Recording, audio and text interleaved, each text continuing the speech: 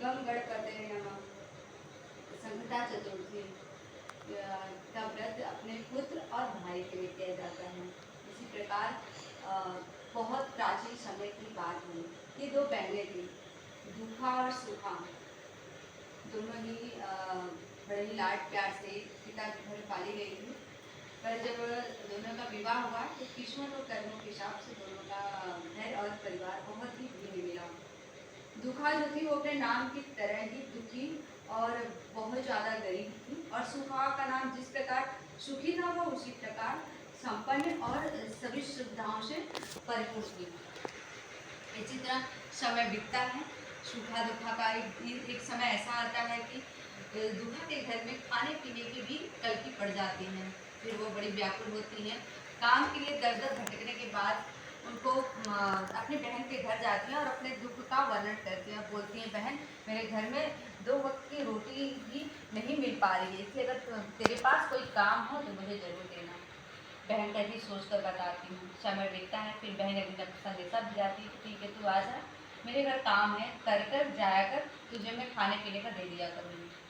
दुखा आती हैं, उनके घर झाड़ू पोछा कटका खाना पीना सर्वस्व काम करती है। जब शाम को जाती हैं तो बहन क्या करती है, शाम का बचा हुआ खाना, रात का बचा हुआ खाना अपनी बहन को दे देती थी। तब दुखा बिना कुछ कहे ले आती थी। पति बच्चों को देकर अपने भी उसको खाकर सो जाती थी। पर वह विनायक जी में, गणेश जी में बड़ी श्रद्धा रखती थी, बड़ी भाव था, बड़ा ही स्नेह था गजानन में, बड़ी भक्ति भाव से पूजा करती थी। समय बीतता है और संकटा चतुर्थी का समय आ जाता है। व्रत का दिन था। अपनी बहन के घर सुबह सुबह जाती है। जाते पर बहन को जाकर बोलती, बहन आज संकटा चतुर्थी है। बोलती हाँ मुझे पता है। बोली बहन आज तू भी व्रत है और मैं भी व्रत हूँ, तू आज थोड़ा सा ऐसा करना कि मुझे थोड़ा सा पैसा या तो फिर लड्डू दे देना, जिससे कि मैं भी गणेश जी को चढ़ा पाऊँ। बोली ठीक है, पहले तो काम कर। पूरा दिन काम धाम करने के बाद बहन क्या करती है, घर में जो चोकर रहता है उसे उठाकर अपनी छोटी बहन को दे देती है, कहती लेकर जा। और दुखा क्या करती है, बिना कुछ बोले बिना कुछ कहे लेकर चली आती है घर पर। उस दिन रोज़ की तरह वो बासी और बचा भोजन भी नहीं देती है। जब घर आती है तो पति और बच्चा इंतजार में बैठे रहते हैं। पहले बच्चा आता है, बोलता मामा मौसी ने क्या दिया आज खाने में। तो माँ बोलती क्या दी है, कुछ तो नहीं, देखो यही लड्डू बनाए हैं, लो खा लो तुम लोग। जब बेटा देखता है गुस्सा करके चला जाता है। फिर पति आता है, बोलता क्या बनाई हो, क्या दी है तुम्हारी बहन। तो बोलती क्या दी है, देखिए यही बना हुआ है, यही खा लीजिए। पति भी आता है, उसको 4 लात मार कर चला जाता है। वो भी क्या करती हैं, जो चोकर रहता है उसी का बड़ा बड़ा गोला बनाकर गणेश जी को देकर, और जहाँ पे गणेश जी का पूजा की रहती है वहीं पे सो जाती हैं और कहती हैं विनायक जी जो मिला वो आपको दे दिए, आप भी अगर मारना हो तो मारिएगा, खाना होगा तो खाइएगा। ऐसा कहकर जय गणेश जय विनायक कहते कहते उनको नींद आ जाती है। आधी पहर के समय बीतता है। उसके बाद विनायक जी आते हैं, आवाज़ देते हैं, दुखा ओ दुखा सोई हो कि जाग रही हो। तो दुखा बड़ी प्रेम से आवाज़ देते हैं कि खाली पेट नींद आवला का, बस ऐसे सोए हैं। तब कहते कि प्रसाद में क्या चढ़ाई हो। तो क्या चढ़ाएंगे, जो चढ़ा है आप देख लीजिए, खा लीजिए। जाकर विनायक जी देखते हैं, भोग लगाते हैं, फिर आते बोलते मेरा पेट बहुत खराब हो गया है। तो दुखा कहती हैं, प्रभु मेरे घर में तो सब खंडहर ही खंडहर है, आप कहीं भी जाइए आप हल्के हो जाएंगे। विनायक जी कहते ठीक है। वो चले जाते हैं और पूरे खंडहर से घूम कर आते हैं। बोलते हैं कि अब मैं धुलूँ कहाँ। कहती है कहाँ धुलेंगे, मेरे सर पे रगड़ लीजिए, अब मुझे हिम्मत नहीं है कि मैं उठकर आपकी सेवा भाव कर पाऊँ प्रभु। प्रभु कहते ठीक है। वो ऐसा ही करते चले जाते हैं। सुबह बच्चे दौड़ते हुए आते हैं अपनी माँ के पास, दुखा के पास, बोलते हैं माँ माँ देखो पूरा खंडहर में ना पूरा सोने सोने जैसा कुछ चमक रहा है, और माँ तुम्हारे सर पे भी ऐसे चमक रहा है।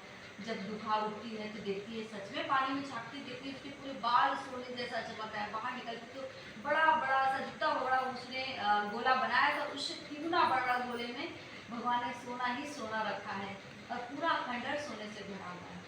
अब पति बच्चा सब मिलकर उसको बटोरने में लगे हुए हैं, और बटोरते बटोरते दोपहर हो गया। पर सोना है कि इकट्ठा ही करती जा रही, उतना बढ़ता जा रहा है।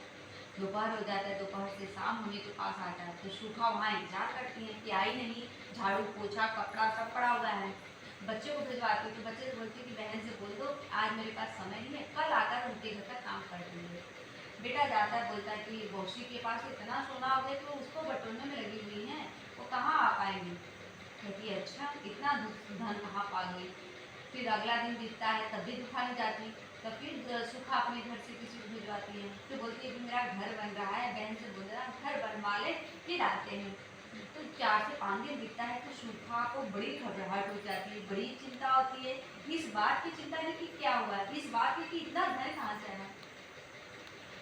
सुखा से रहा नहीं जाता, वो खुद आती बहन की आने के बाद जब पूछती है कि वो देखती तो आश्चर्यचकित देखती रह जाती है कि अरे जिसको 2 वक्त की रोटी तक नहीं थी, उसके पास इतना धन और संपदा कहाँ से आ गया कि घर बन रहा है, बंगला बन रहा है, बच्चे अच्छे से वस्त्र पहन रहे हैं, अच्छा भोजन पा रहे हैं।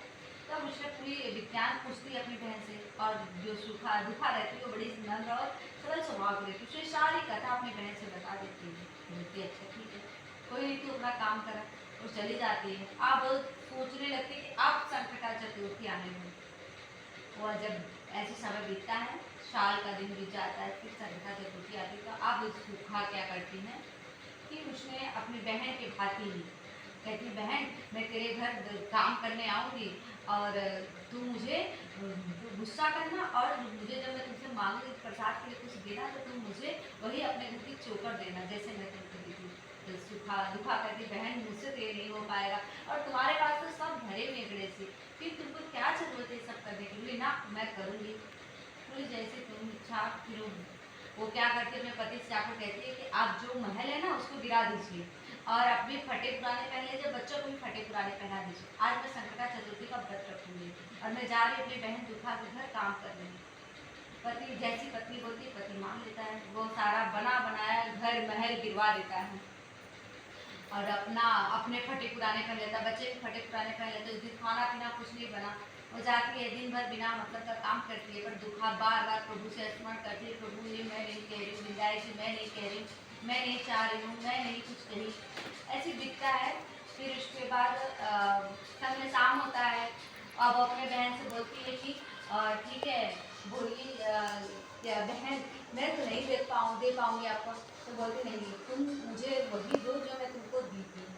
तो वह किसी तरह संकोचाते हुए रोते हुए वो अपनी बहन को चोकर का आटा देती है, और जब वो लेकर चली जाती तो तुरंत विनायक जी के मंदिर जाती है अपने घर में और रोने लगती है कि हे विनायक जी आप तो सब जान रहे हैं, सब देख रहे हैं, मैंने अपनी बहन को बिल्कुल ऐसा ना कहा ना चाहती थी, फिर भी बहन की जिद की वजह से मुझे देना पड़ा, मुझे क्षमा करिएगा। वो अपने प्रभु से क्षमा मांगती है और दिन भर पूरा गिल्ट में रहती है, रात में भी प्रभु से बार बार क्षमा याचना करती है। रात में जब होता है कि सुखा जो होती है वो अपने घर जाती हैं, पति से सिखाती है, बच्चे से सिखाती है कि तुम आना तो मुझे गुस्सा करना, पति बोलती है तुम आकर खाना मांगना, मैं तो खाना नहीं बनाऊंगी, तुम मुझे 4 लात मारना। पति बोलता है ठीक है, वो भी अपना चोकर का लड्डू बना कर रखती है, बच्चा आता है गुस्सा करके जाता है, पति आता है तो वो भी 4 लात मारता है, फिर वो अपना बना कर रख देती है। रात्रि का आधा पहुँच चला जाता है, बिल्लाई जी आते हैं, बोलते हैं हे सुखा कहाँ है। तो सुखा कहती कहाँ रहेंगे प्रभु, यही सोए हुए हैं। क्या अच्छा क्या बनाई हो, क्या भूख लगाई थी, क्या क्या बनाएंगे प्रभु, जो आप दिए वही बनाएंगे ना, देखिए वही जो रूखा सूखा है वही आपको चढ़ाएं।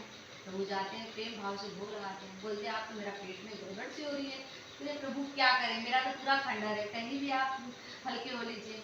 विनायक जी जाते हैं, हल्के होकर आते हैं, बोलते कि अब मैं कहाँ साफ करूँ। तो बोलती प्रभु मेरे पास तो हिम्मत नहीं, मेरे सर पे रगड़ लीजिए।